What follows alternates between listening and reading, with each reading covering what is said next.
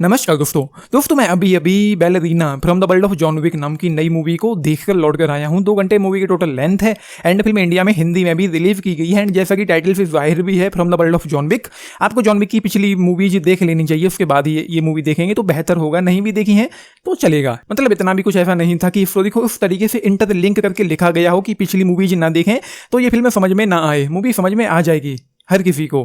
And थोड़ा GK पर आते हैं, जनरल नॉलेज पर आते हैं। जॉन विक की जो पहली 3 फिल्में थी, part 1, part 2 and part 3 Parabellum, उसको लिखा था डेरेक ओल्फ्रेड ने एंड वो मूवीज कमाल थी। मतलब पार्ट 1 अच्छा था, सेकंड पार्ट और अच्छा था, थर्ड पार्ट और ज्यादा अच्छा हो गया था। उसके बाद जो राइडर था उसको रिप्लेस कर दिया गया था एंड फोर्थ पार्ट लिखा था शे हैटन ने। एंड क्या लिखा था, मतलब कहानी को छोड़ करके उस मूवी में सब कुछ अच्छा था, कहानी तो थी नहीं पार्ट 4 में। एंड ऐसे ही इस मूवी बैलेरीना को भी लिखा है शे हैटन ने एंड इसकी भी कहानी कुछ नहीं है, मतलब ना ही होती तो ही ज्यादा बेहतर होता। एंड मूवी का जो एक्शन है वो कमाल है। फर्स्ट हाफ में बहुत ज्यादा नहीं था लेकिन जो भी था वो अच्छा था। सेकेंड हाफ में भरपूर एक्शन देखने को मिलता है एंड वो ऑसम था, मतलब एक्शन को देखकर मजा आता है। एंड इस मूवी के लिए मैं एक्साइटेड था और एक्साइटेड इसलिए था कि पार्ट 3 और पार्ट 4 के बीच एक गैप था और मुझे उम्मीद थी कि ये फिल्म उस गैप को पूरा करेगी।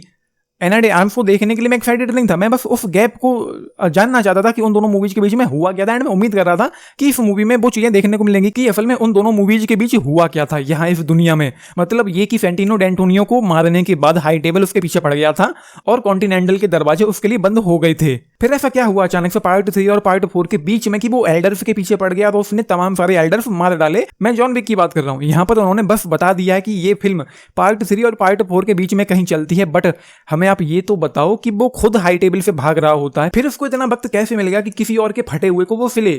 क्लाइमैक्स में बैलेरीना और जॉन विक एक साथ दिखाई पड़ते हैं। फिल्म बहुत ज्यादा ठंडी है, सुस्त है, लेंदी भी है, बोरिंग है एंड फर्स्ट हाफ तो निहायत ही बोरिंग है। आई मीन इसकी उम्मीद तो बिल्कुल भी नहीं थी कि from the world of John Wick और ऐसी बोरिंग फिल्म। मैं बहुत ज्यादा एक्साइटेड था इस मूवी को देखने के लिए एंड भाई ये पूरी तरीके से डिसअपॉइंट करके जाती है। जितनी खराब स्टोरी है उतना ही खराब स्क्रीन प्ले है, क्योंकि जॉन विक का नाम बहुत बड़ा है, बस इसीलिए इस घटिया सी इस स्टोरी को उन्होंने जबरदस्ती उसी यूनिवर्स में ठूस दिया है, जबकि कहानी में कोई दम नहीं थी। चीजें यूं होती हैं इस फिल्म में कि एक असैसिन है जिसके बचपन में उसके पिता की हत्या कर दी गई थी, उसका रोमा के यहाँ वो ट्रेनिंग लेती है एंड उसके बाद वो अपने पिता की मौत का बदला लेने के लिए निकलती है एंड उन लोगों का पीछा करती है जिन्होंने उसके पिता को मारा था। बस ये है मूवी की कहानी। एंड अगर आप लोग ये सोच रहे हैं कि एनाडे आर्म्स के कैरेक्टर का नाम बैलेरीना होगा, मैं भी सोच रहा था लेकिन ऐसा नहीं है। उसके किरदार का नाम ईव मकारे है।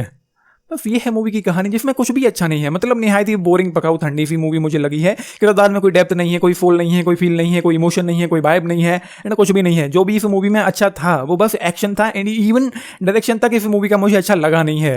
मैं पूरी तरीके से डिस्कनेक्टेड और डिस्ट्रैक्टेड फील कर रहा था इस मूवी को देखने के दौरान एंड मैं बहुत बोर हुआ हूँ इस मूवी को देखते हुए। एंड कियानो रीव्स का इस मूवी में होना ना होना एक समान था, मतलब जबरदस्ती, क्योंकि यूनिवर्स का हिस्सा है तो उसको दिखा दिया गया है, लेकिन वो ना होते तो ज्यादा बेहतर होता है इस मूवी के लिए और उस यूनिवर्स के लिए।